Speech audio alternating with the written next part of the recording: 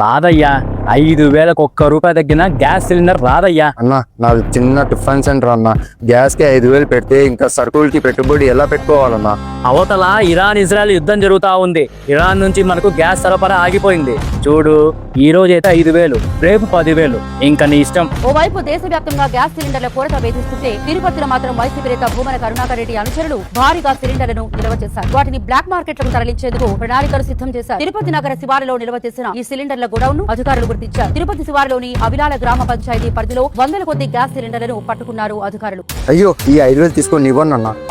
ఒక పక్క మోడీ గారు, బాబు గారు గ్యాస్ కొరత లేదు, ప్రజలకు ఇబ్బంది రాదు అని చెప్తుంటే ఆ ఇరాన్ యుద్ధాన్ని వాడుకొని సామాన్యులతో ఆడుకోవడానికి సిగ్గులేదారా? మా రాజకీయం అంతే. అధికారం ఉన్నప్పుడు అడ్డంగా దోచుకుని బ్లాక్ లో దాచుకున్నాం. ఇప్పుడు అధికారం పోయినాక ఇట బ్లాక్ లో దోచుకుంటాం.